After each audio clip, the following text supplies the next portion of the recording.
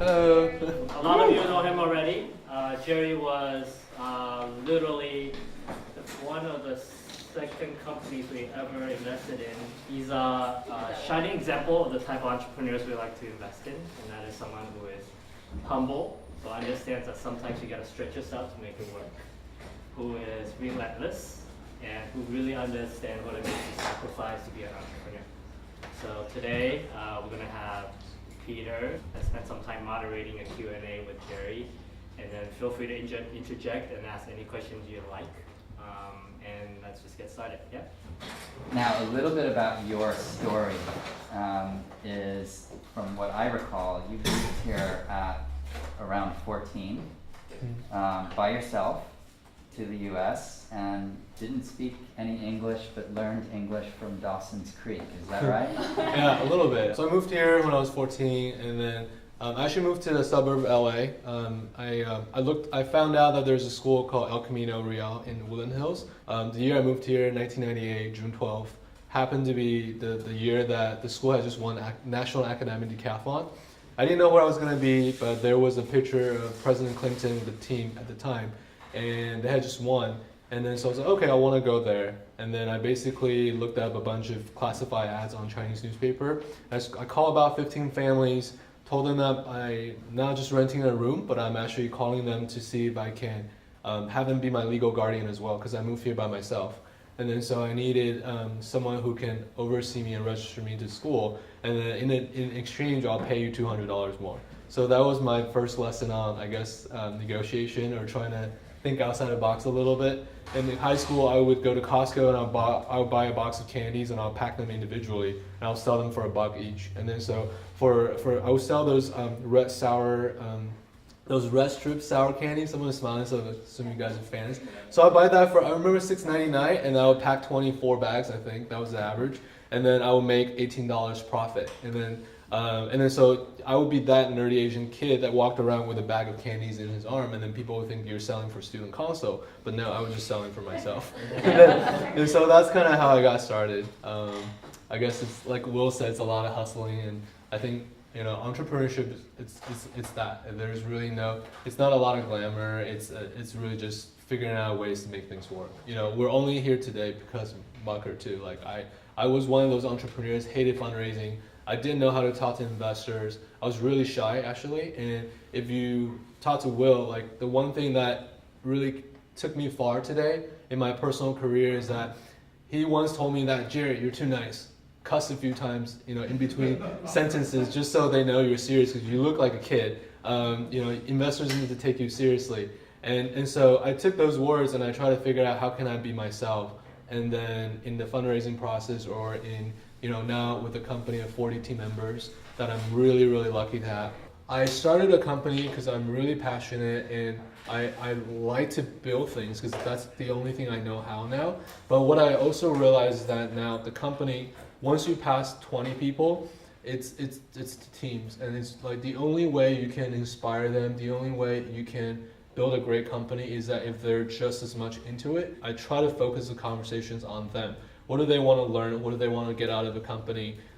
What can I do to personally improve? And I always say to them, selfishly, I really want to hear from them, because I know that I'm far away from being perfect, and I'm learning on the job. I have a lot of great folks that started with me very, very early on. Now many of them have passed the 2-year mark, 3-year marks, and I owe it to them. I owe it to them to make sure that this becomes a successful journey for them. And then so it's that's the only way. And I don't know if that makes me a great manager, other than just the fact that I think I care a little bit more, and I think that I don't say it, but I try to show it.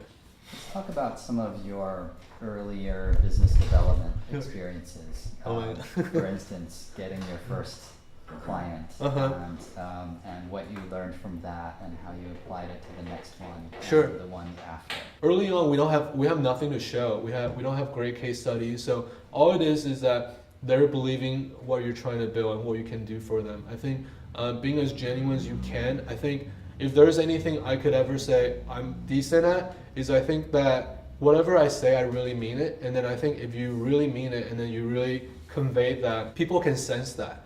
I've learned a lot during my journey as a CEO in the last 3 years.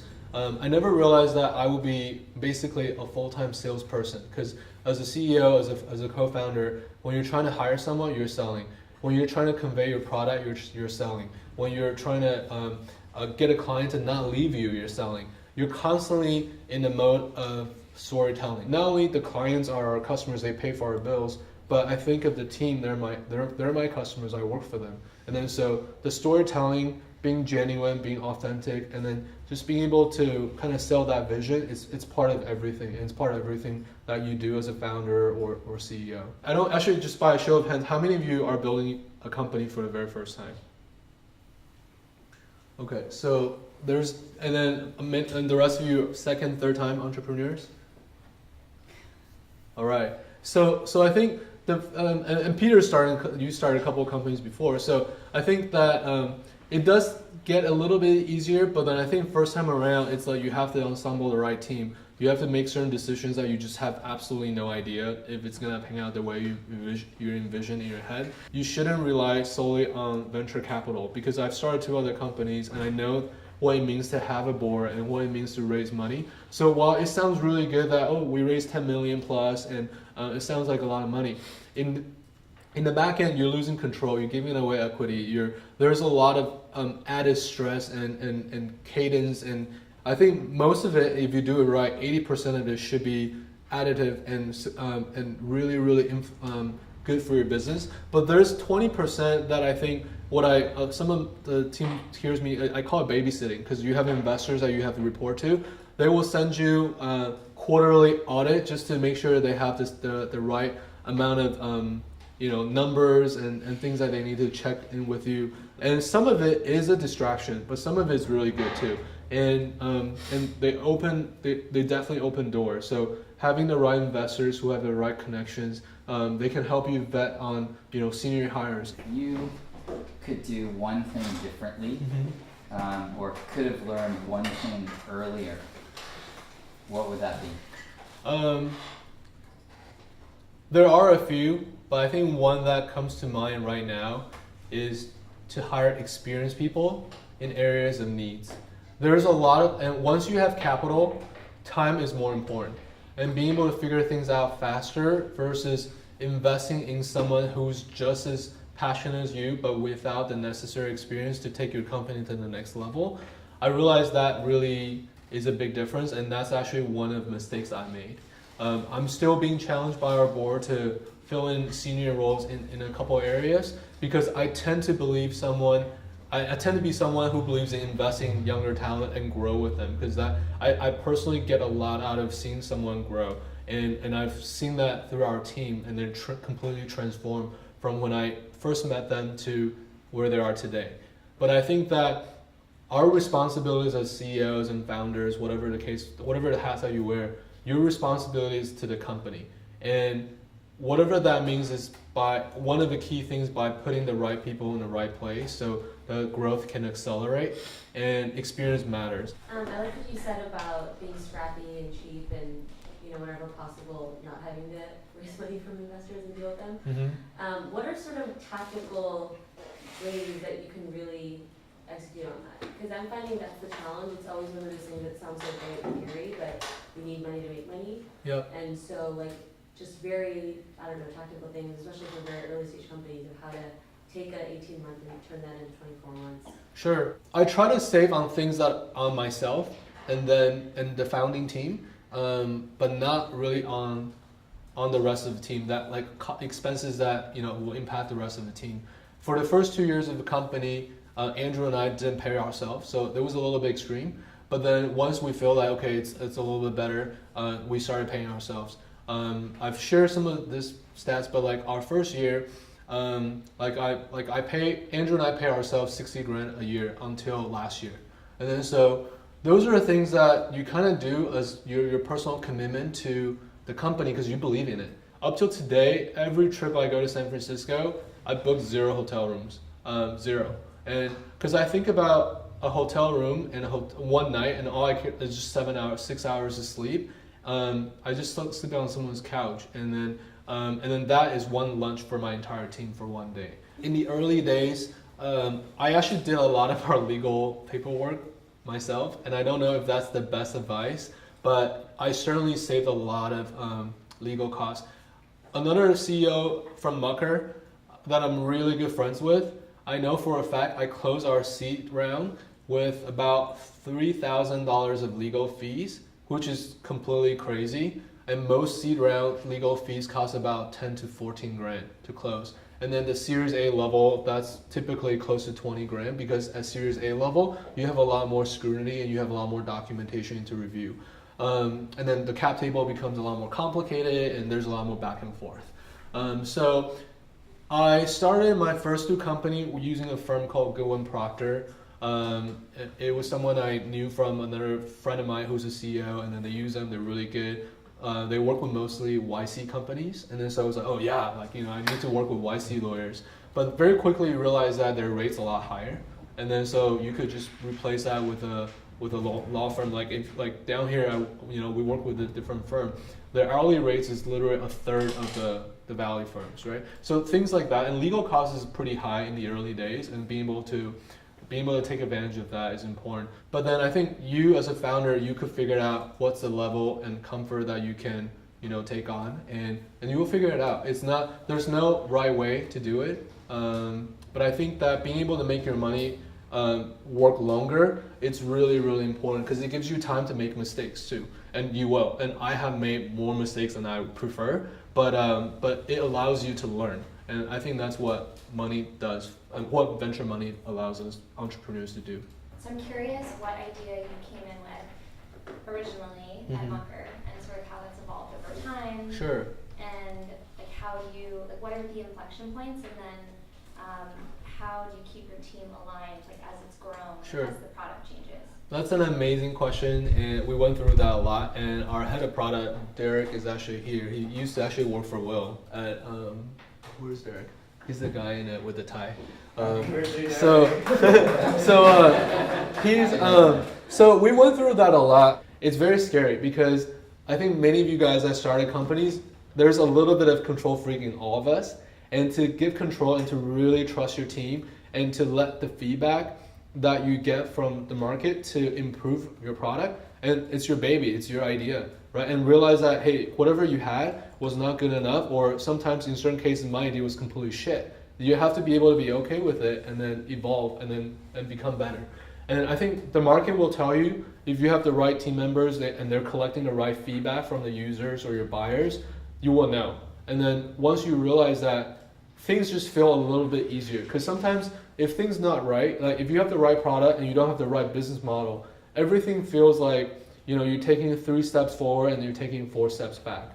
If you have the right business model and the right products, hopefully you still have a lot of bumps. You will still have a lot of bumps along the way, but it's a little bit easier. It feels like you're taking 2 steps forward and 1 step back instead of 3 steps back. At what stage of growth did you have to start putting procedures in place, and then how did that change as you get bigger? I laugh because it's I just had a meeting this morning about procedures and processes. For whatever reason, I think 30 to 50, which is that number is what kind of where we are. I call it the kind of ugly adolescent phase where you're not a big company yet, and then so there's still a lot of things that you haven't really figured out, but then you're no longer a startup, so you can no longer use that as an excuse. And I say that all the time, repeatedly. And that's when process and procedures and knowledge transfer and documentation becomes really important, because you will have a lot more people that are joining you. You will have some people that are leaving you. There's going to be a lot of knowledge gap that's not transferred properly. And I think we started experiencing that a lot more sort of the past the 30 mark, at least that I'm hearing about. But I'm sure at the team level, there's even more frustration. And then so the sooner you can, implement some of those, the better. Share with us your approach to storytelling and maybe how it's evolved over the years, and maybe how you personalize it to different types of audiences. Sure, there's different components to storytelling. There's making your story emotional so people can remember you. I forgot who said it. I think it's Gandhi or Mother Teresa. It's one of them. It's not about it's not what you say to them. It's what you make them feel that they will remember. And so I think if you can make your story that emotional, that really resonate with someone, or inspiring. Like I don't dare to say my personal story is inspiring in any way, but I know that my story is slightly different. There are investors who, if you are too polished, they think you're faking it, and then they would think that you're actually hiding something from them. You don't want that. You want your board you want to have a very honest relationship with your board. So when times get tough, they really are your partners versus like you're hiding everything away from them. But you don't also want to ask too many questions and things that you feel like you can figure it out. Because sometimes there are board members that if you ask so many questions, they kind of see it as you can't figure it out on your own, or they see it as you are not good enough or you're inexperienced, right? So you're doing this very delicate dance of like how much can you show that you don't know, right? And then as a CEO, as a founder, there are plenty of things that we run into we have never done before. And so how do you ask questions? How do you tell that story in a way that they can understand it, but they won't judge you for it? Like all the early team members, like they're really close to me, they text me and they know that they can joke with me, they can make fun of me, and I'm very, very okay with that. But with a lot of new team members, I realize that there's a little bit more distance. And so how do I tell a story that, that our older team members, because the context they have, the history there, you have to tell things in a very different way. You have to explain things in a different way. We have a monthly team meeting that basically communicates high-level information to everybody. I'm still trying to figure out the perfect way to tell the story because everyone depends on what you do. You have a very different perspective. You have a very different perspective, and you look at the company from different angle. You feel like the company goes through different types of struggle. So how can you bring that to the even playing field? So you're communicating to everybody from the same platform. That's really, really hard, and that's really hard to do with precision and without a lot of consistent communication. And as much as everyone's busy, I think it's worth investing. And so, and to me, that's also the art of storytelling too. Thanks, Jerry. Yeah, thanks for having me. Yeah.